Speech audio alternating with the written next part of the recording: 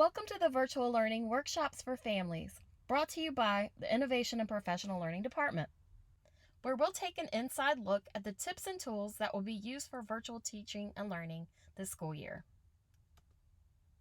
First, we'd like to thank you. Thank you for either attending one of our webinars or coming to this link so that you can get more information on how to support your child. Did you know that our Hampton City Schools website is full of great information and might answer your questions from the start?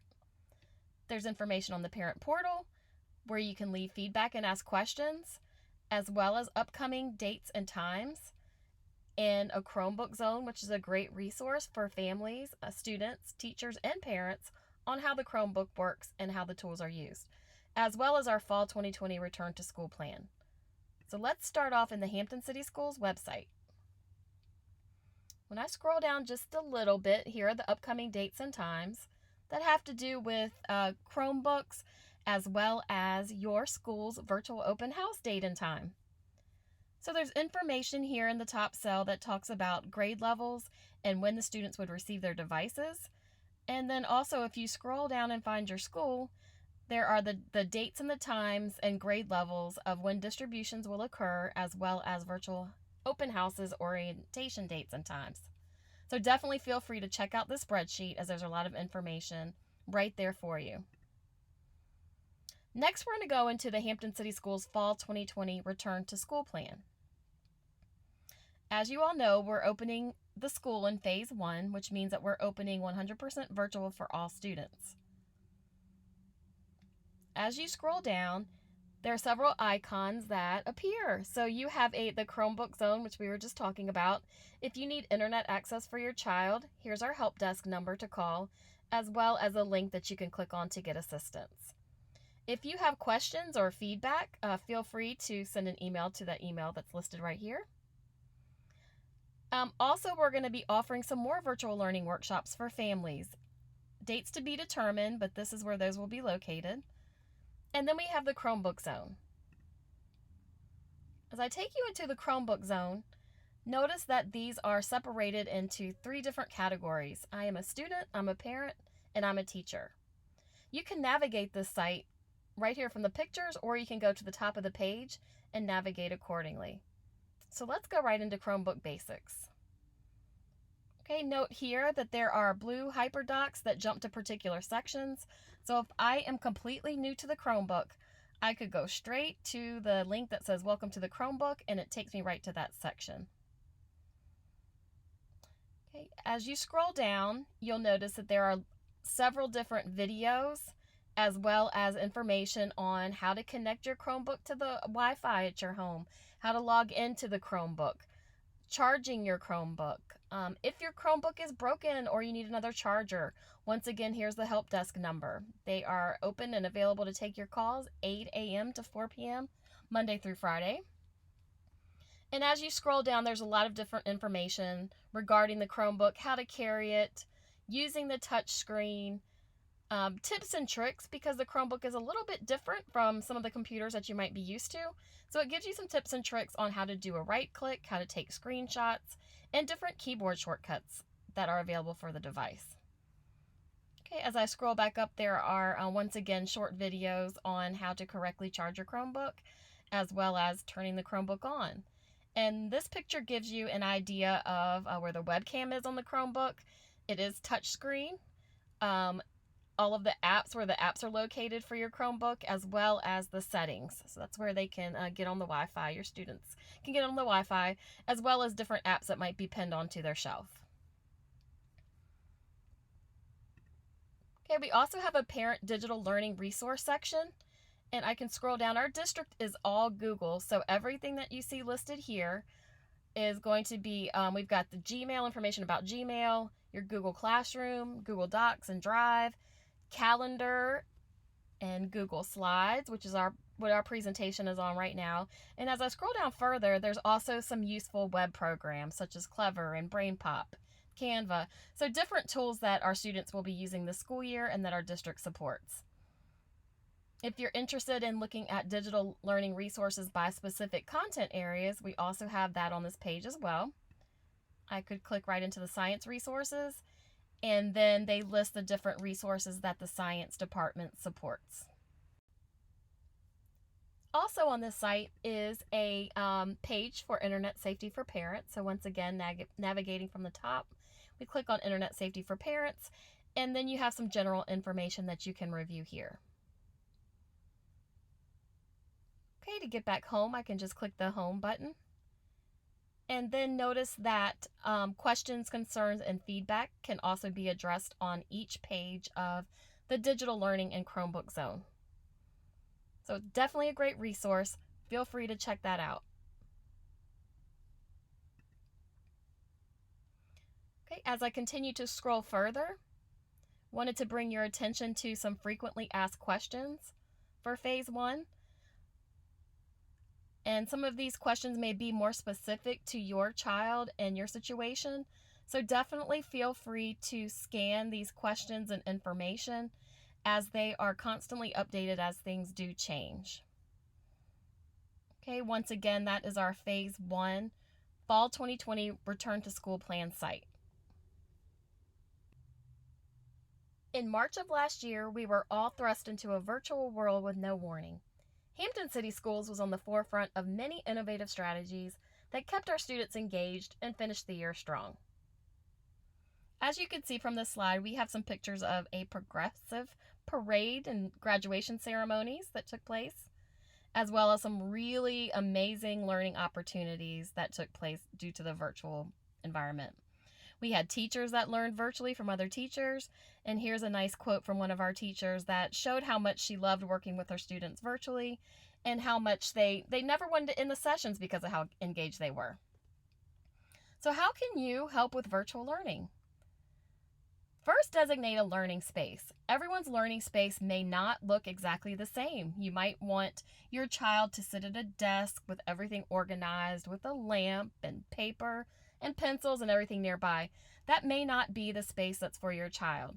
Your child might prefer sitting on their bed with a pillow behind their back, just as comfortable as they can be, and they may be just as engaged as if they were sitting at a desk where maybe we as adults think that they should learn.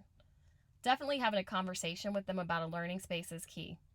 Creating a schedule is very important, so making sure that students are arriving to their virtual class on time, as well as completing their assignments. And this one is easier said than done, limiting distractions. So if at all possible, try to limit the distractions as your students are online. We know that dogs might bark and family members might come in, and that's okay. But just trying to limit the distractions might help them stay engaged and focused on instruction. And then just definitely making sure that you're communicating with the teacher. The teachers want so badly to be with your child, walking them through the hallways, eating lunch with them, talking with them face to face, and giving them hugs. Your teachers are working very hard, so please make sure that if there's anything that you have questions about, just reach out to your teacher. They're there to help. Definitely check in with your child, no matter what age they are. They are going through a different type of learning situation, and whether they say it or not, we all know that this can be difficult. So checking in with your child is really important, and just keeping the communication lines open. First and foremost, take care of yourself. We know that if you are on empty, you can't take care of anyone else. So please make sure you take time for walks, nice dinners, and just enjoying yourself so that you can take care of others. And lastly, you are here. You're either on the webinar with us or you are listening to the video and watching the video with us here today. So that's important.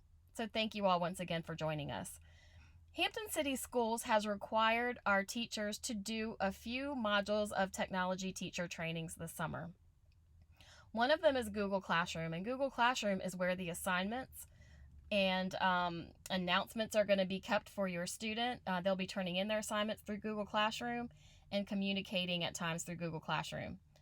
Zoom is the web-based platform where they will be doing their live virtual Zoom lessons.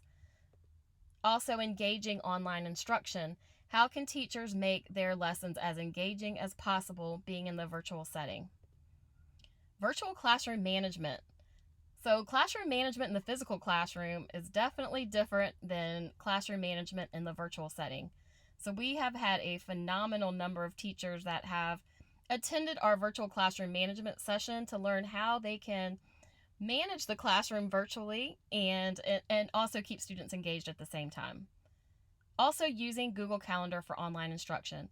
So teaching students how they can use their calendar to help them get to class on time, to help them with their assignments, and just really to keep them organized. The tools we'll be covering today are Zoom, Google Classroom, and Google Calendar. First, we'll start with Zoom. Hampton City Schools has security measures in place that make Zoom safe for online learning, such as the waiting room. So what exactly is a waiting room? A waiting room is where the students are not allowed into the virtual classroom until the teacher starts the class session. So waiting rooms deter any unwanted students from coming into the classroom, as well as avoiding students entering the room while the teacher's not there. Just like in a physical classroom, students typically aren't in the classroom without the teacher, so we wouldn't want them in the virtual setting without their teacher as well. The camera defaults to being on for both the student and the teacher. We like for the camera to stay on, that way we can see your child's face and we can tell how engaged they are. We do understand there's going to be times where the camera may need to be turned off, so definitely make sure that you communicate that with the teacher. The mute button defaults to being turned on when students enter the classroom, and that is to protect the student and any unwanted noise that might come into the classroom with the student. We know that there's a lot of background noise and family conversations or dogs barking, doorbells ringing, so to have them come in quietly on mute is how our Zoom is set up. Teachers, of course, have the ability to unmute the student's microphone as well as the students. They have the ability to unmute themselves as well. The chat feature is turned on so that the student and the teacher can chat back and forth with each other if need be. The teacher has the authority and the ability to change that feature to where they can chat with different students as well as with the entire group. And of course, etiquette for the virtual setting is the same as it is in a typical physical setting. Just make sure that your child has their materials ready, they're respectful to both the teacher and the students in the classroom, that the focus is on instruction, and that their Chromebook is the only device they have available.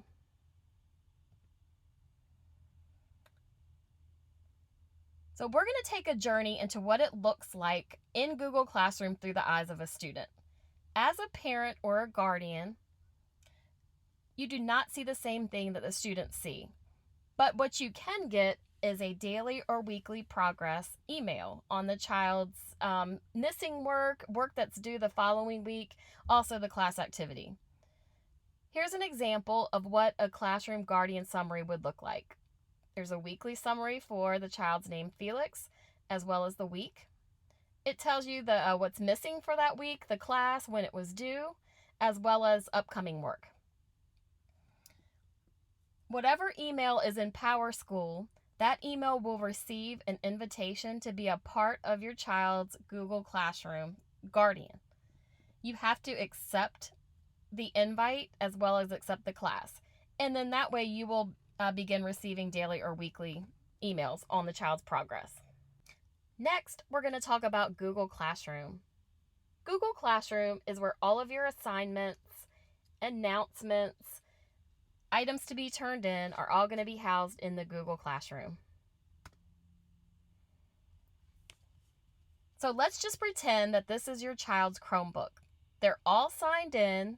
They've put in their student username and password, and this is what the device looks like.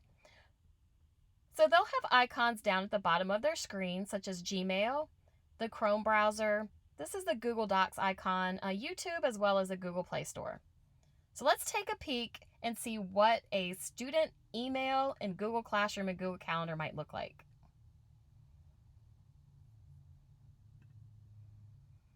Okay, as you can see, this is my student email. It's a fake email account, but I can tell that Jennifer Lockett has been assigning me different opportunities for learning. So I can tell it when a new assignment's been posted, as well as when something's due. this button right here is our Google Apps button. Some people call it a waffle, some people call it a Rubik's Cube, whatever you want to call it. This is going to be your magic place to go to for anything that's Google related. So let's click in there now.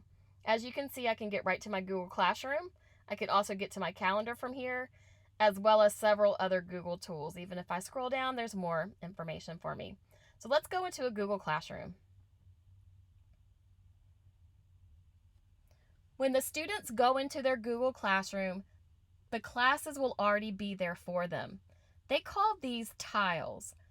So what I can do here is I can see that I have a social studies class, math, language arts, and a test class here for testing purposes only. And let's just say my math class is first. And I'm one of those people that wants to see my math tile, the first one, because it's my first class of the day. I can take these tiles and I can drag them any order that I want them to be in. Okay, now let's take a peek inside of one of the classrooms. I can also see, when different assignments are due. So due tomorrow, I have a math quest, and then also I have an assignment due in this class. I'm going to go ahead and take a peek at social studies. In my social studies class, when I first click on the classroom, it takes me to something called the stream. There's a stream tab, a classwork tab, and a people tab. The students are going to spend most of their time in the classwork tab. The only thing that's really on the stream is when anything is posted by the teacher, it just lines up like a stream going down the page, almost like a Facebook post or a Twitter post. But other than maybe a welcome message, there's really usually not that much important information on there. Classwork is where the action is. So let's click on the classwork tab. Your teacher should be placing their Zoom link right at the top of their classwork page in their Google Classroom. So all students would need to do is go into their classwork tab, and then they click on their Zoom meeting link and enter the virtual classroom. Okay, notice that the classroom is organized in this particular case by week. So part of the training that teachers went through this summer is that they organize their classroom so that a student and a parent, a grandparent, anyone could open up the classroom and know when an assignment is due and where to go for it. So organization is key. Okay, so let's click on an assignment to see how that works. So let's go to this notebook check. I can click on my assignment, and then I can actually go in to view the assignment and see exactly what the teacher wanted me to do. So I see here that this particular assignment was posted on August 23rd, that it's worth 100 points, and it was due on August 28th. And it says, using your notes, fill out the notebook check to prepare for your quiz. So those are the detailed instructions as to what I'm supposed to do with this assignment. So I can click over here where it says your work, and it makes its own digital copy that has the student's name attached to it. And then depending on the assignment, a document's going to pop up, and the students are able to go in and type directly on the document itself.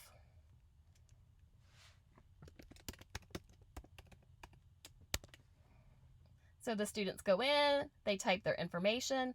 They can use the tools up top to highlight anything that they'd like to highlight. And then they simply, once they finish their assignment, they click the Turn In button. And now their assignment has been turned in.